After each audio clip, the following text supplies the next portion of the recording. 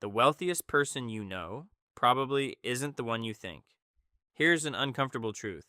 That coworker pulling up in the new BMW, rocking the latest Jordans, posting the Tulum vacation, there's about a 78% chance they're broke. Not tight month broke. Statistically, measurably broken. And that quiet guy in your office, the one driving the same Camry since 2017, eating lunch he packed from home, who never talks about money. He might be sitting on $500,000, and you'd never know.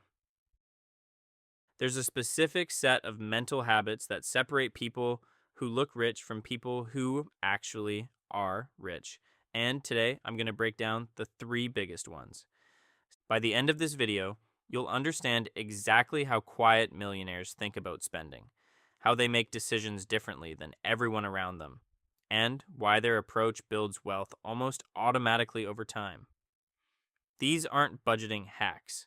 This is a completely different operating system for money. Point 1. They calculate the cost of keeping up. Most people measure wealth by what they see.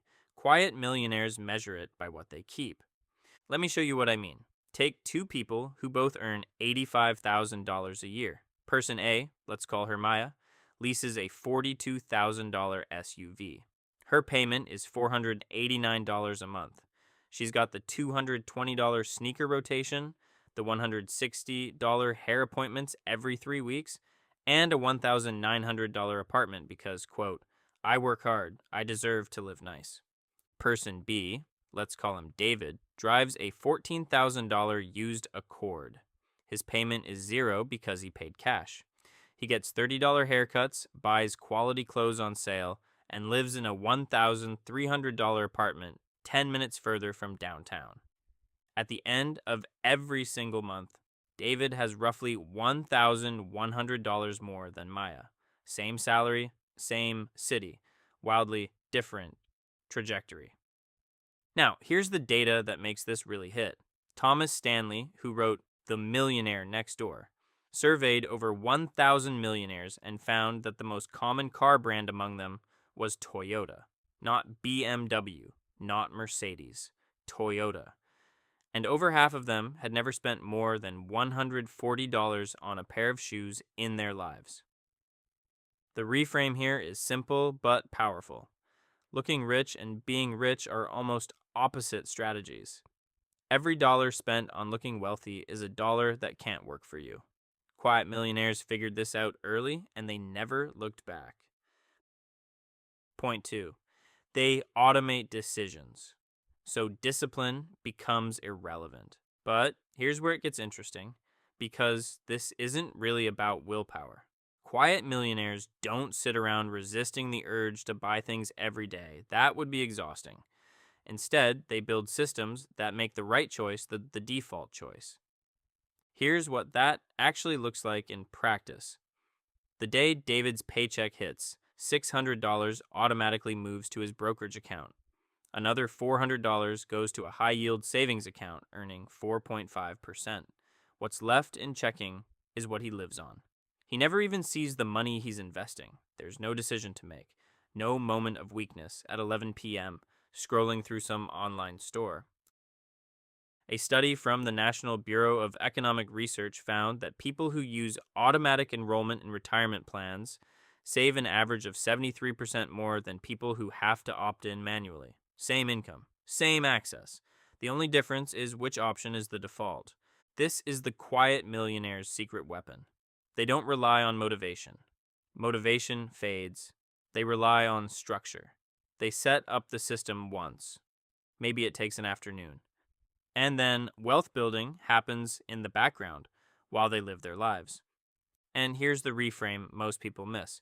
Discipline isn't about being stronger. It's about needing less strength. The best financial decision is the one you don't have to make every day. Point 3. They play a different scoreboard. Stay with me because this last one changes everything. Most people measure their financial life by income. I make 6 figures. I just got a raise. I'm earning more than my parents ever did. And that feels good. It should.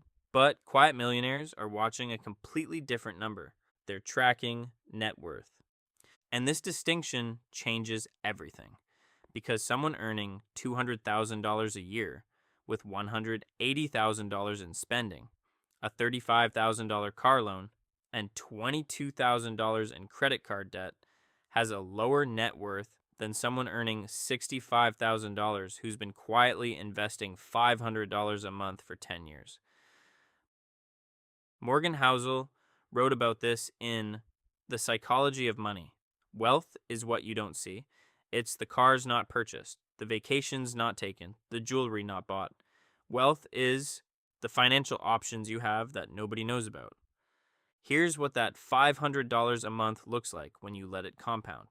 Invested in a broad index fund averaging 10% annual returns, that's roughly $102,000 in 10 years. In 20 years, it crosses $380,000.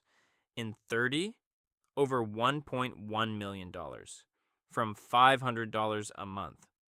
Quiet millionaires aren't ignoring the social scoreboard. They just built their own.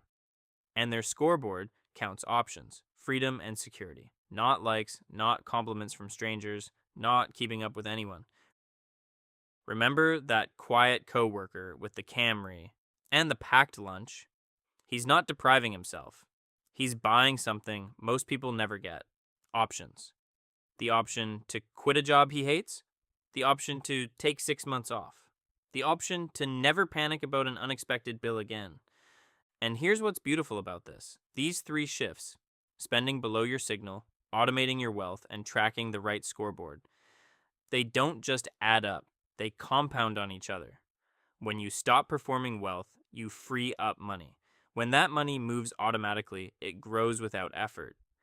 When you watch that net worth number climb, it reinforces every quiet decision you've made. You don't have to announce it. You don't have to prove it. The money is just there, quiet, growing, and entirely yours. If even one of these ideas shifts how you think about money, you're already playing a different game than most people. And that game pays dividends, literally.